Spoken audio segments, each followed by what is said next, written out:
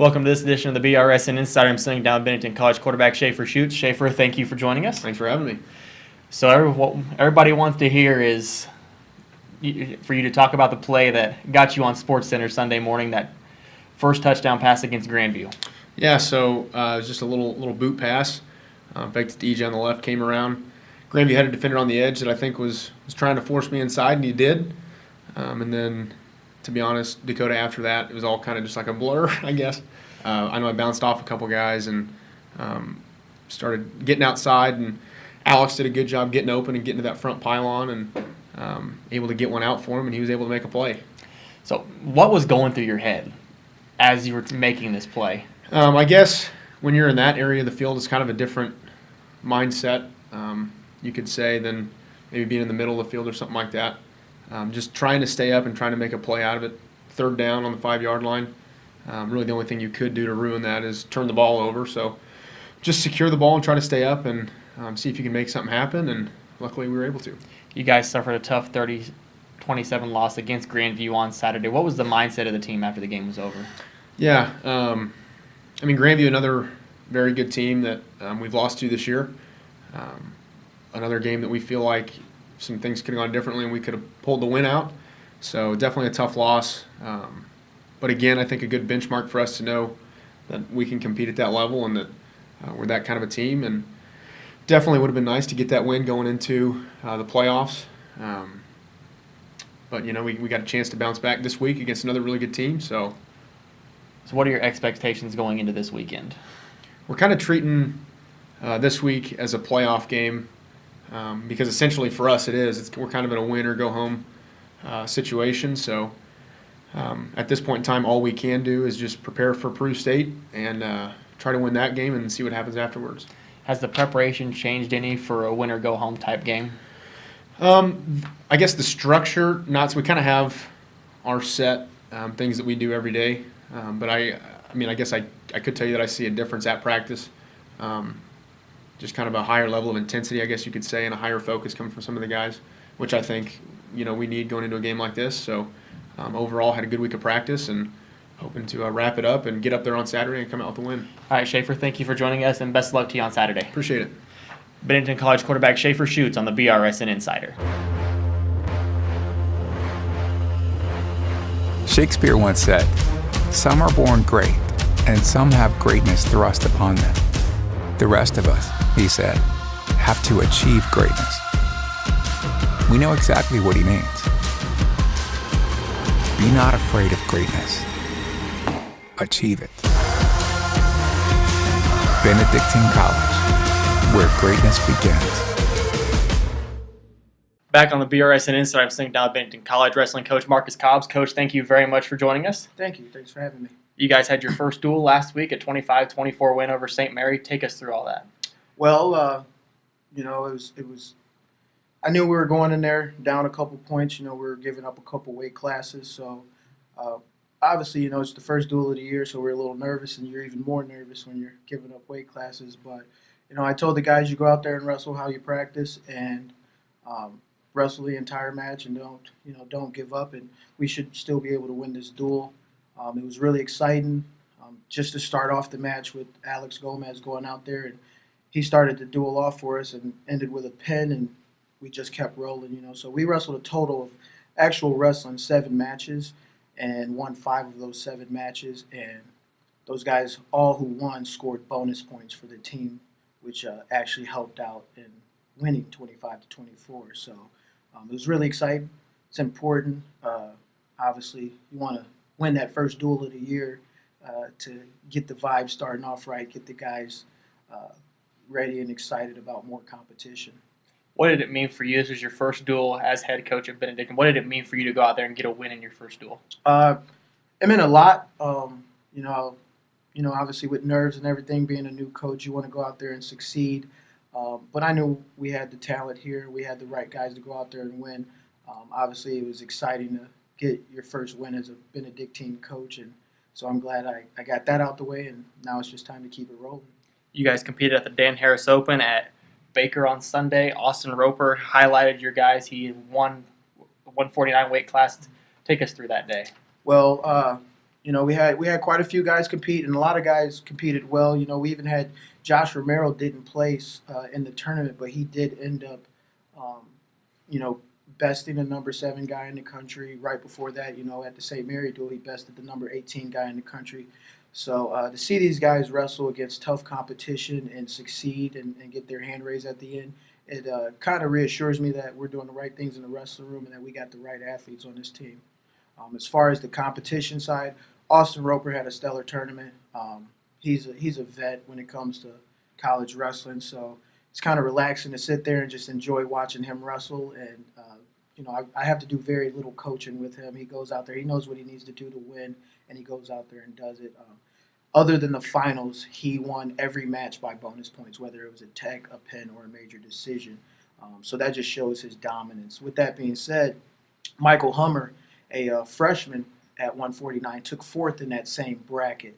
So to have 2 guys at that weight class that strong, being able to place at tournaments is huge for this team. They're practice partners. They kind of, grew up in the same area and around each other. So that was very awesome to see them go out there and compete the way they did. With that being said, Alex Gomez wrestled at 141, and he took 3rd in that tournament and could have easily and probably should have been in the finals.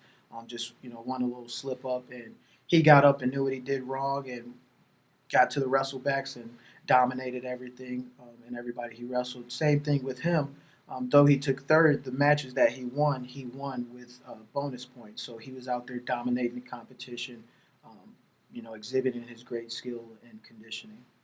You guys get to go wrestle at Lindsberg, and the Swedes Open on Saturday. What are your expectations for that? Well, the Bethany Swedes Open is it's very similar tournament to the last tournament we just went to. So same thing, these first couple tournaments are really about development and just seeing where the guys are.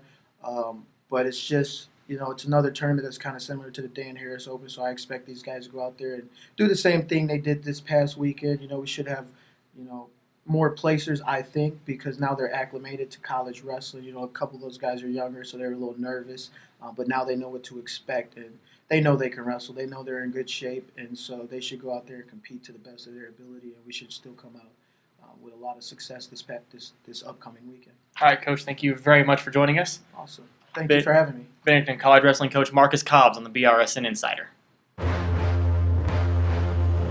A wise man once said, "The world offers you comfort, but you were not made for comfort. You were made for greatness."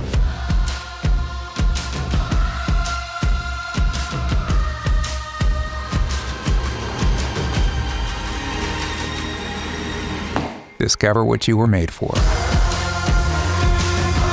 Benedictine College, where greatness begins. Back on the BRSN Insider, I'm sitting down with Benedictine College Sports Information Director Josh Pound. Josh, thank you for joining us. Glad to be here. So you're going to kind of take us through each playoff scenario for each team. We'll start with men's soccer. So unfortunately, for Coach Rodriguez and his squad, they didn't get themselves in a position where they could play for an automatic bid. So they're right now kind of sitting and waiting for the potential as an at-large. A couple of good things happened after the shootout loss to MNU last week. The first was the poll came out on Tuesday. We didn't move. So they're still locked in at number 16 in the NAIA. The better news was that MNU also then lost in the next round. So they are slotted right now at 19. There's way too many things to get into as far as what will come down to. Ultimately, as long as our MRPI stays where it was or better than it was a couple of weeks ago when they brought the one out in what would have been the end of or middle of October, then we're looking at a pretty good situation where they'll likely get one of the last 2 or 3 spots into the tournament. It's a 32-team tournament, so there's a lot more potential for qualification out there than, say, for football. But I'd say the chances are better than fair, but ultimately we're not going to know until they have the selection show next week. I got a chance to actually speak with Miguel. He said they're looking at about 50-50 right now, whether they're in or not. And I'd say that's a fair assessment just because of some of the factors that go into it. It used to go strictly off the MRPI to help decide who the at-large bids were going to be, and this year the coaches wanted to kind of have a little bit more, well, I'll go ahead and say it. They wanted to have more influence over that, and so now they've kind of got these regional pod systems where there's a coach from each region that will rank the teams. Well, in our region, that's 6 teams from the Heart. And right now, we've stayed in the position where we'll be hopefully still good enough to be able to get an at-large. And we'll talk about women's soccer. They're in a lot better scenario. They get to host Graceland on Saturday for the Hart Tournament Championship. It's kind of a double-edged situation. You're happy because you're hosting the conference championship. But now there's no room for error. You've got to win the tournament title.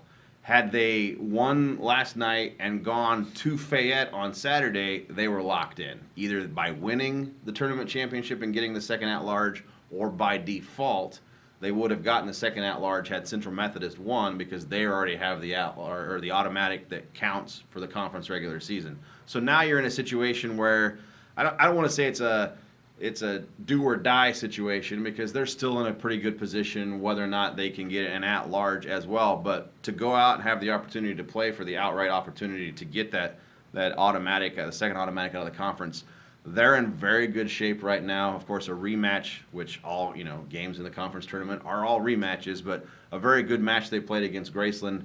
It's actually a rematch of the 2013 conference championship.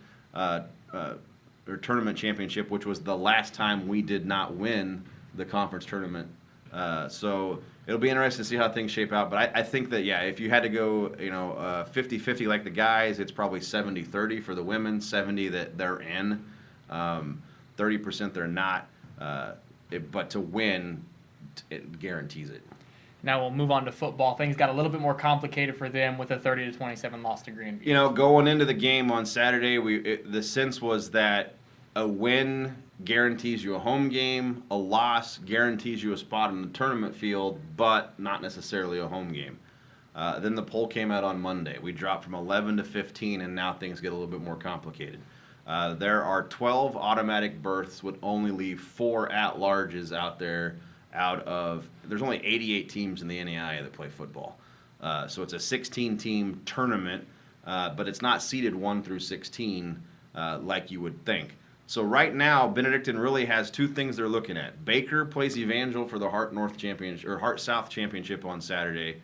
A Baker win moves that into a 3-way tie between Evangel, Baker, and Missouri Valley.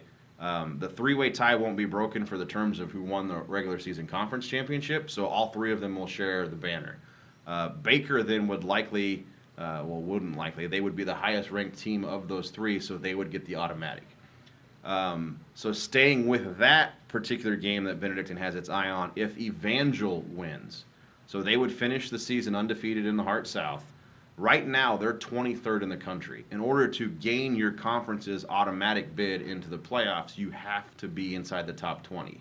For Evangel, that's like a 35 or a 45-point jump to move from 23rd to 20th. So even if they win it outright, there's no guarantee that they would get the automatic unless there's somehow, we haven't seen that kind of a jump all season long. There's no reason to think it would happen now.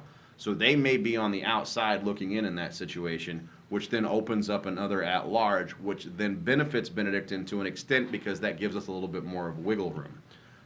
The worst-case scenario is if Lindsey Wilson, who is Lindsey Wilson is right now number 4 in the country. They play number 18 Campbellsville on Saturday. If Campbellsville wins, they'll get the automatic bid at number 18.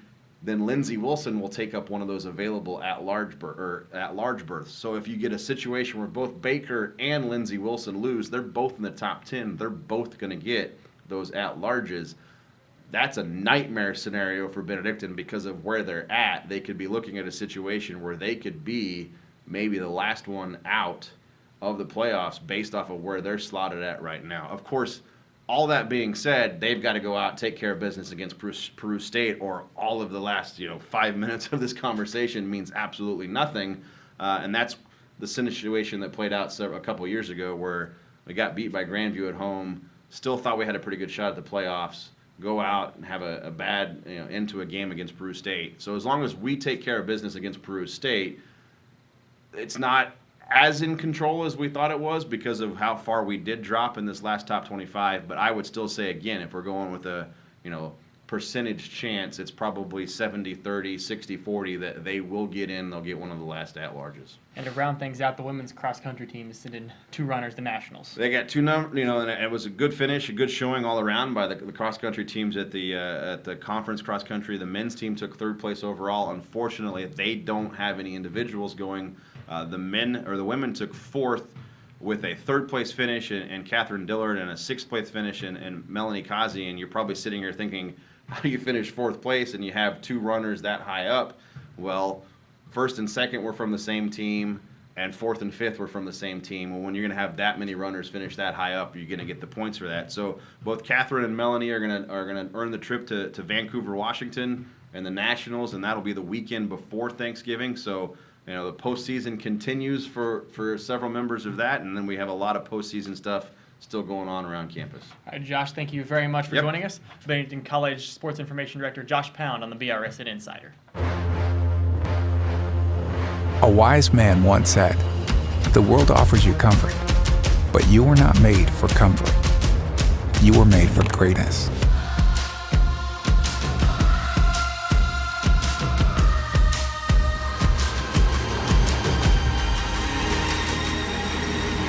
Discover what you were made for.